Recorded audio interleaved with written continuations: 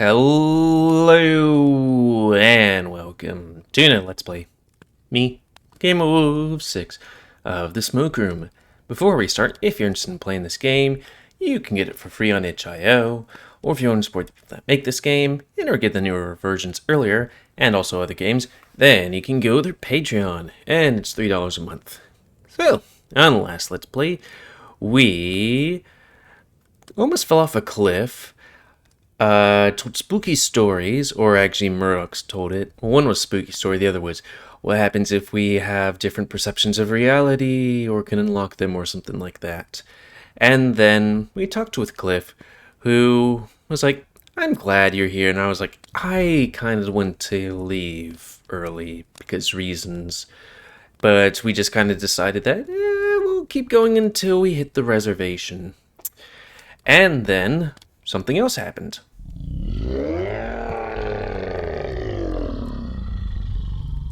Some random bear person burped in camp.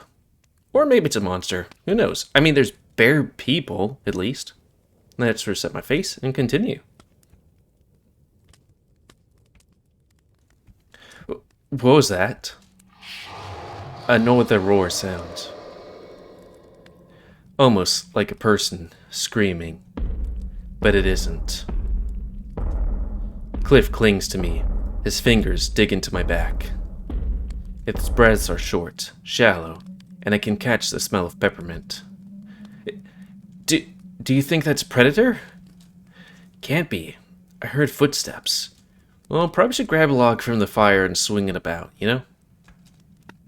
And also wake up the other two, in case they didn't wake up from that. Just like the ones I heard that night Cliff was with me. Oh, right, at the first night we slept together. I don't reckon it is. Jebediah crawls out of his tent, tossing the book behind him. He has a severe look on his face. Murdoch ain't too far behind, rubbing his eyes with a dark paw. That was right quick. Did any of you... Jebediah shushes him, or hushes him. You heard it as well? Jebediah nods in exacerbation, holding a finger in front of his muzzle. He speaks, mouthing his words more than he whispers them. Douse the fire. Smoke will hide our scent. Cliff looks at the horse, brows twitching as if it can't decide upon an emotion. It went from giddy to concerned to peaceful moments ago, but right now it's stuck somewhere between shock and tears. It's like he's seizing up. But Jebediah frowns. Douse the fire. I wrest myself free from Cliff, knocking him onto the forest floor. I struggle, clamoring for the bucket of water we filled up earlier. The fire hisses and spurts as I empty its contents.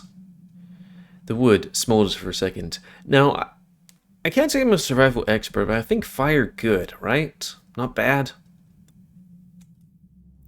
Darkness and smoke follow. I drop the bucket. A splash of water hits my paw. Something rustles through the bushes. One moment it's on one side, the next on the other side. Don't move a muscle. His voice is barely a whisper. The smoke damn near suffocated me, and I'm struggling not to cough as my eyes tear up.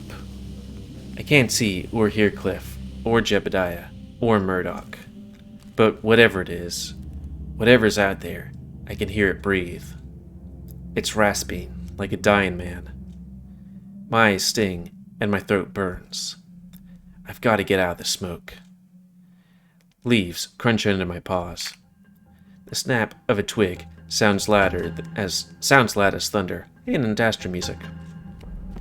I can hear something sprint towards me. Red eyes shimmer in the dark. I can't make out its shape, but I remember that scent clear as day. The dirty gray fur. I bare my claws, putting myself between it and the rest. I'm running on pure instinct now. I can only hope the others are still behind me. It grazes me, knocking me off balance. I can hear Cliff screaming, before my head hits the ground hard. Pain surges through my entire body, and I grit my teeth just to stay awake. My vision is blurry. I see red, but I don't know if it's Murdoch's fur or the dying embers of the fire. I reach out to it, only for another scream to sound out, followed by utter chaos. Then, flesh is torn. Bones break. I hear donkey bay, followed by the clopping of its hooves. Something scrapes over the ground next to me. It's a dreadful sound. I sniff the air, catching a metallic scent. Blood. Fresh blood. I crack my eye open. Immediately, I wish I'd kept it closed. A donkey's face is staring straight at me, face twisted in an unearthly way. Lifeless, almost, were it not for its still moving eye. Its body is a few yards behind it, contorted and broken. I look away just as the head is scraped further over the ground, rolling onto my other side. What the hell could do something like this so quickly? The soil underneath me is warm and damp. It sticks to my shirt, coloring its shades of pink and red. I can see the streaks on my arm, even in the dark. My arm goes limp. Arms. I can't lift them. The last bits of strength I had drained from my body, and darkness takes me. My last words are a prayer. My last thoughts are of hell. Of hell and of Echo. Don't think you get to go softly. There's something tied around my neck. Thick, heavy, coarse. You don't deserve to go softly. Not after what you did. The voice is right in my ear. It's barely audible over the noise of a crowd. There's a cloth covering my eyes. I can see the pattern on it when I open them. I raise my hands to take it off, but they're bound behind my back. The rope chafes against my fur and digs into my skin. The more I struggle, the more it hurts. William? Is that you? There's no slipping out this time. I hear footsteps on wood. Murder is a serious crime, Sam. I didn't mean to. I swear it. He tricked me. You only got yourself to blame. I can barely hear his voice, as it's overpowered by the chanting of the crowd. All shouting from my head. You've got to believe me. I didn't... He attacked me. I hang my head, the blindfolds getting damp. I can't even hear myself cry. Please, William. Please. But Sam, isn't this what you wanted? All this time, you've been running away. The voice grows colder, more distant. It shifts in tone, shifts in pitch. Like some sort of strange machine. From your home, from your state. From the mines. You've used people. Left people behind. And now, you're running from Echo. Where's that gotten you? Right here. At the end of my rope. The voice is William's again, but it isn't him. It's far darker, dripping with hatred. Isn't this what you wanted, Sam? My chin is tipped up by a paw. I can feel something hot beneath me, hot breath on me. It reeks. To finally stop running. To stop going in circles. The wood underneath me creaks. All it takes is the pull of the lever. A laugh. It won't hurt a bit. Unless you keep struggling. Something clicks. Any last words? Please, don't. Goodbye, Sam. The floor gives way under me. The falls and An eternity compressed into a single second. Then the rope pulls taut. Something snaps. The sensation of falling stops. I'm in a sitting position, half covered by a thin wool blanket. Thin? Yeah. Thin? Yeah. I cut my cheek with my paw.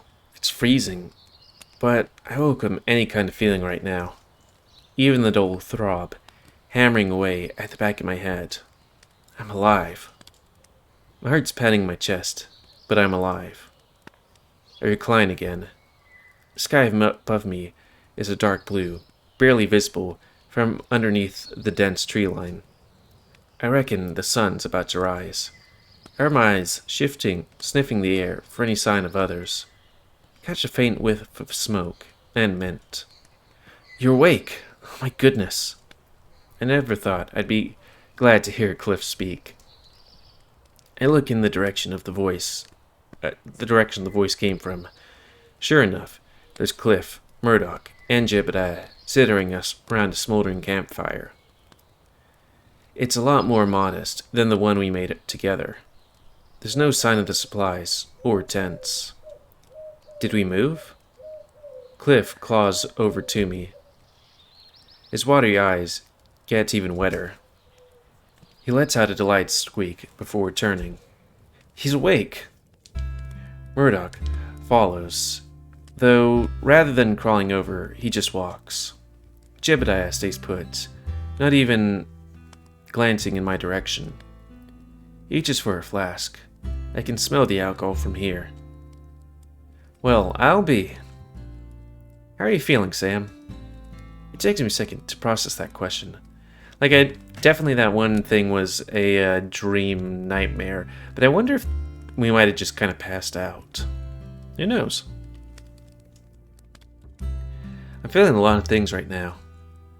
I scratch behind my ears, like I just wrangled a bear and lost. He grins. No hidden meaning behind it this time. Not too far from the truth. We thought you weren't going to make it. You hit your head pretty hard. What happened? Well, our camp was attacked by some manner. He swallows. Some manner of beast. So that actually did happen. His voice and the way he's trembling is making my head hurt. Yeah. So I was trying to fight a yawn. Calm down. Calm down. He draws in a deep breath. It tore through our tents and supplies as if they're made of paper. We managed to get to safety, but it was either you or the supplies. We couldn't risk losing you. He puts a paw on mine, then retracts it quickly. You're cold. Taking the corners of the blanket, he drapes it over me again. I warm up almost immediately. I'm sorry. I'm just glad you're alive. Cold is better than dead, at any rate. You're lucky Cliff knew how to administer first aid. The weasel scratches the back of his head. Well, I would have tried even if I didn't. So, what now? We wait until the sun's up. The horse takes a swig from his flask, then go back. Back? He gets to his feet. We're slow without donkeys, but we're dead without the supplies. Is it even safe to go back? Sam still needs time to heal. I'm alright. I roll my shoulders and hear something crack. Are you sure? Fit as a fiddle. We don't want your wounds getting infected. Even scrapes can fester and kill you out in the wilderness. That's something that always kind of worries me or confuses me, because it's like, yeah, some animals and stuff like that, they can get horrendous injuries and walk it off. And then it's like, you get a scrape out in the wilderness as a human, you will die. Or probably die. It's like, I'd have to hope that the immune system is strong enough to deal with minor scrapes, unless it's like, I don't know, covered in feces or something like that, you know? I waved them off. I've had worse. I should have some laundryman lawndanum in my satchel. I was like, some laundrymen in my satchel. It's one of those, like, infinite satchels. Londa what? I don't need to hear a complicated word right now. And this headache... I had a cup of tea. I shouldn't be yawning. Isn't making it any easier. Something for the pain. He frowns. But my satchel's with the other supplies.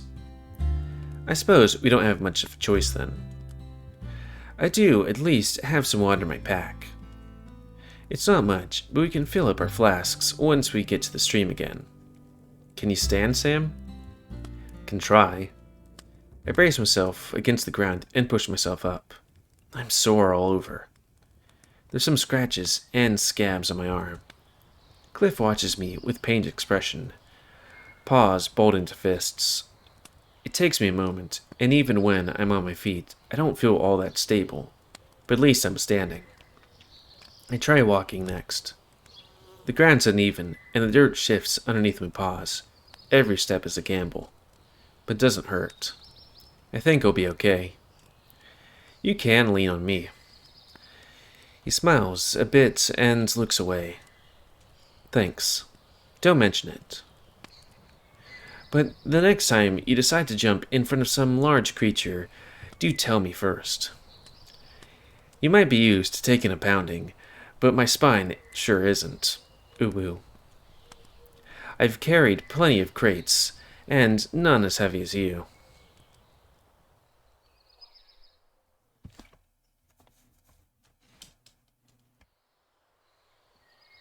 We start heading out when the sun comes up. It's still cool out, and the woods are still dead silent. There's less small talk. In fact, barely anyone is saying a word. Whew. I don't know why sometimes I yawn quite a bit. Reading just makes me do that. Cliff's eyes never leave me, and Murdoch stays close to pick me up when I stumble.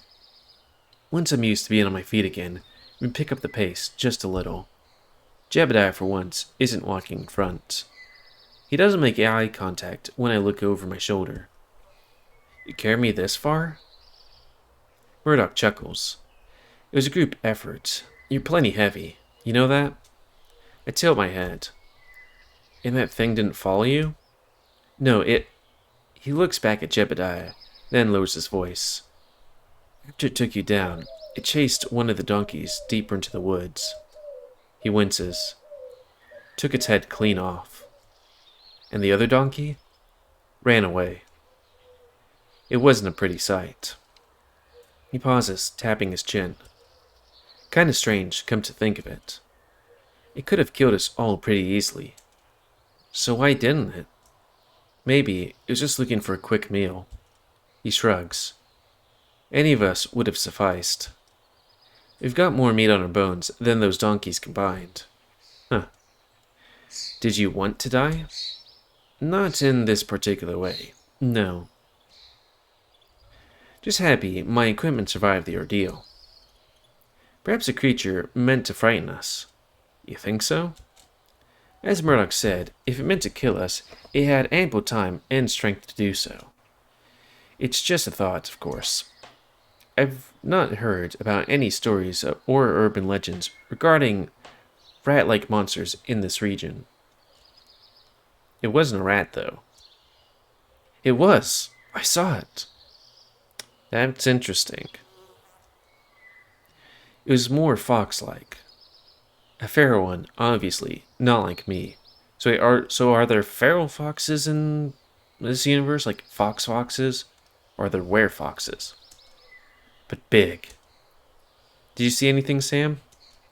I try and remember what I saw, but I just end up drawing blanks. All I can remember is that nightmare, and rather not think about that again. I got knocked out before I could take a good look at it. Strange. If we hadn't almost gotten ourselves killed, I would have said it bears investigating. Perhaps the Meseta will know more. Do you know anything, Jebediah? I didn't eat. It didn't eat. His tone is surprisingly biting. What do you mean it didn't eat? I mean, my Jenny was torn to pieces, and there weren't any chomps missing. Hungry predators don't act like that. There goes my hypothesis, then. Alright, then. If you know anything else, let's hear it. If there's anything to know, I'll let you know. Cliff gives him a look as he walks off. Murdoch looks behind him. I yawn. I must have been out all night, and yet I'm exhausted all the same. Kind of like me if I do some hard drinking. I usually go to sleep early, wake up, actually early as well, because I don't know why, and feel like I haven't slept all night. Don't drink. Are we going the right way? We should be. Look. He points to a large tree on the side of the path, and next etched in the bark. No doubt marked by claws. We marked some trees on the way so we wouldn't get lost. Jebediah told you to do that? Murdoch whispers again. It was Cliff's idea, actually. I raise a brow. Jebediah's been quiet ever since last night, even for him. Can you blame him? Losing 2 pack animals at once is kind of a disaster. Yeah, I could tell he had an emotional attachment to them too. Every man mourns his own way. Somehow, that makes you wonder if anyone's out there mourning or even looking for Jack. Right, the guy that we self-defensed. He must have had somebody. Someone who cared for him despite everything he did. I'm sure as hell was never going to be me. No, it's sure. But we still need his help, or else things are going to get bad. Jebediah is our compass in these woods. We're like headless chickens without him. I've got ears, you know. Murdoch seems to realize what he said, ears pinned to his head. Terribly sorry.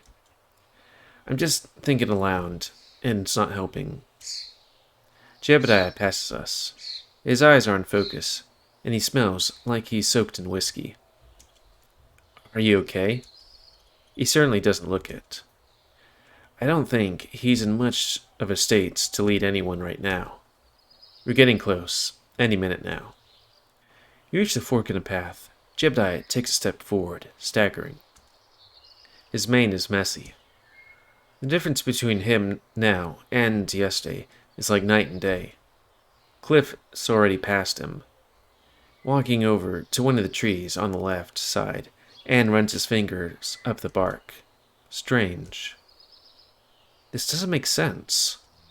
These trees should be marked. He eyes Murdoch. I marked them right, all right? Don't think I'd forget. He laughed uncomfortably. Damn near ripped my claw, or a claw or two doing it too.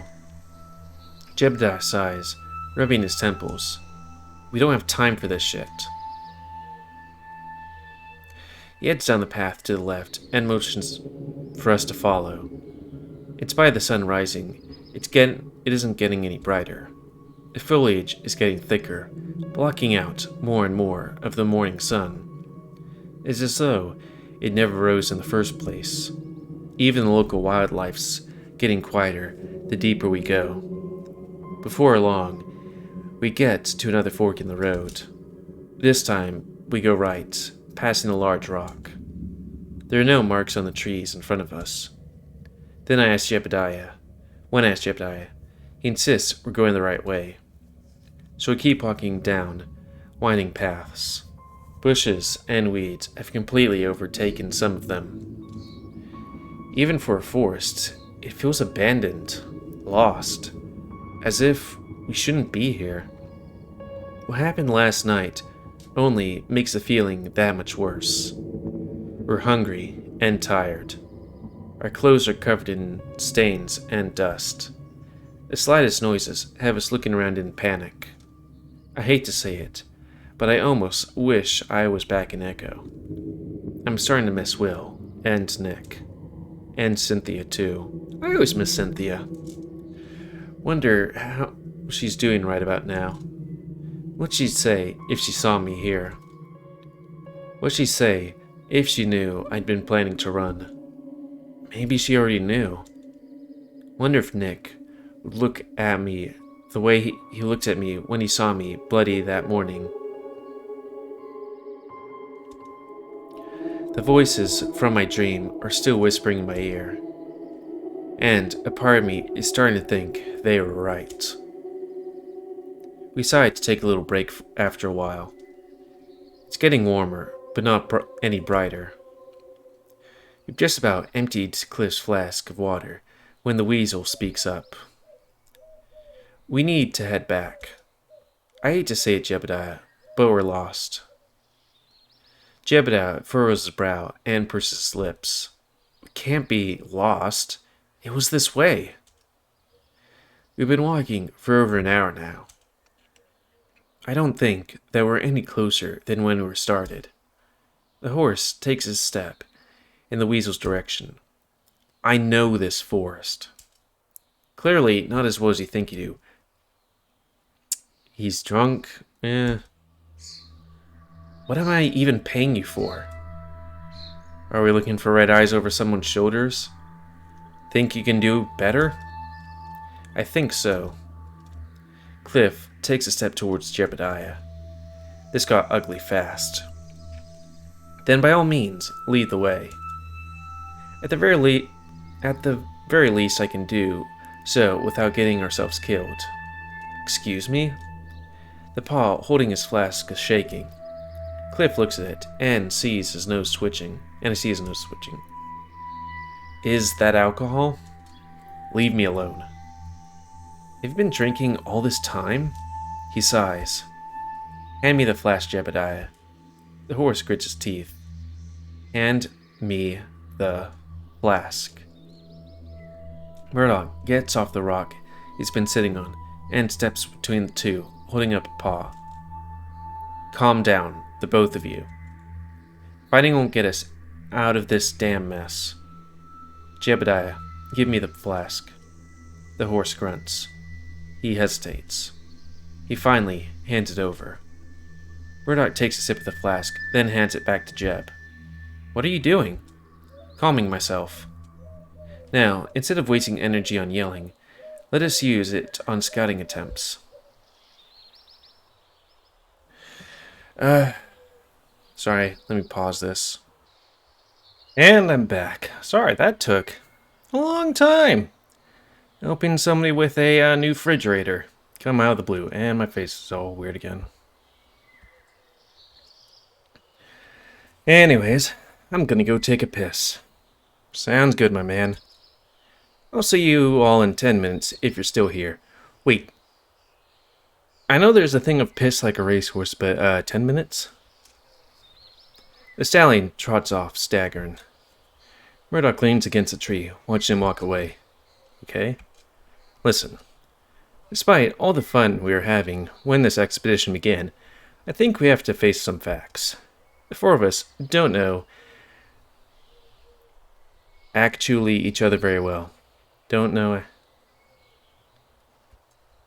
Come on now. Let me finish, Mr. Tibbets. I've known you for less than a week, and Jeb for even less than that. I've known about Sam longer only through Mr. Adler's word. Word? Oh, for heaven's sake.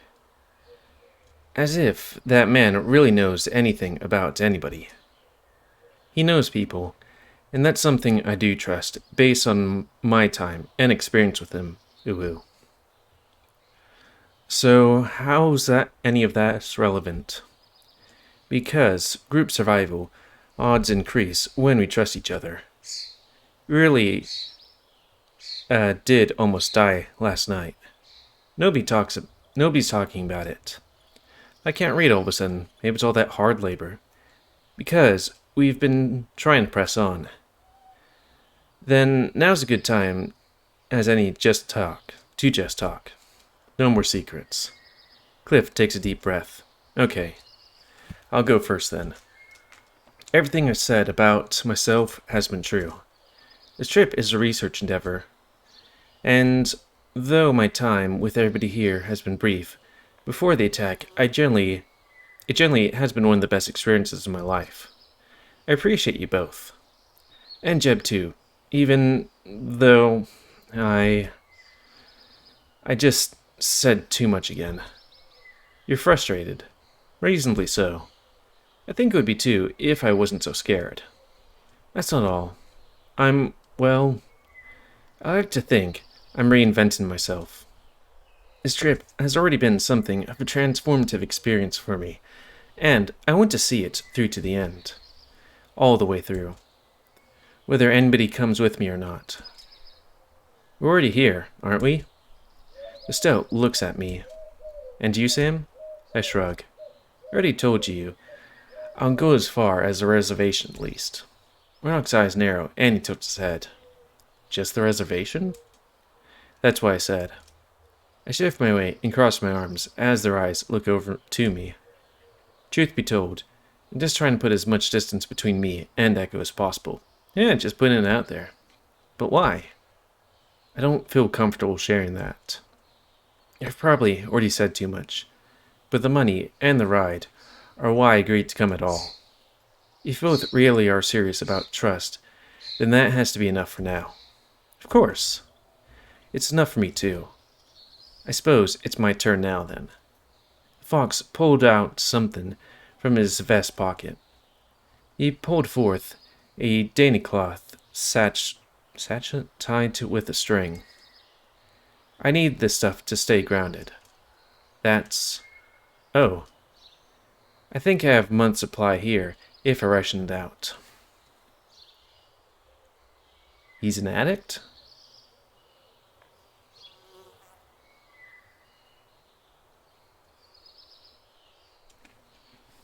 If we're out here longer then I'll be in trouble. Oh, it could also be medicine, I guess.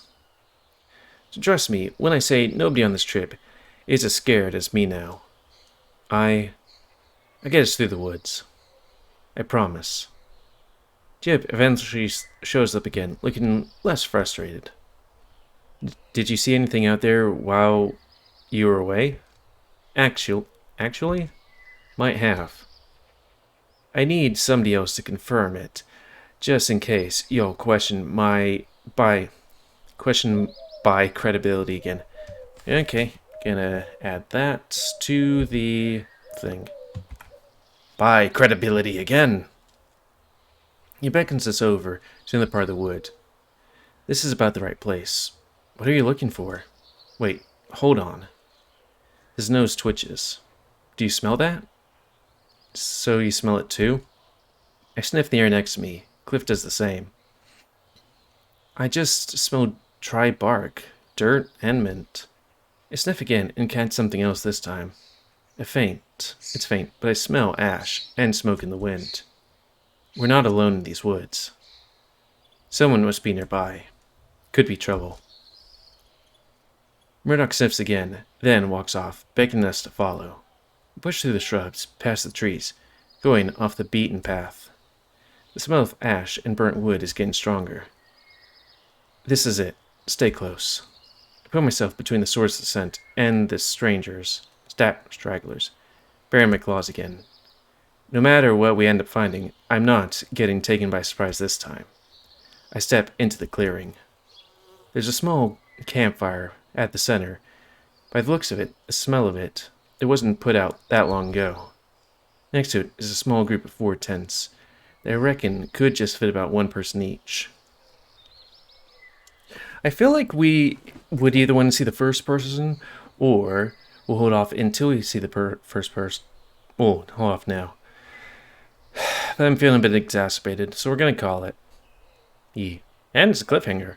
So anyways, please comment, cause I like comments, so much you like, dislike, tips, otherwise, if you like my YouTube and would like to see it grow, then please like, subscribe, and check out every episode grow, and please remember to spend your ammo so I have control the pet population. And if you want to play this game, free on the channel. If you want to support the people that made this game and other games, or get the most update versions earlier, then go to their Patreon, $3 a month. And until next time, let's say, me, GamerWolfSix of the Smoke Room, a game where there seems to be a distinct lack of smoke and rooms. Well, cigarette smoke. There's plenty of smoke in this episode, at least.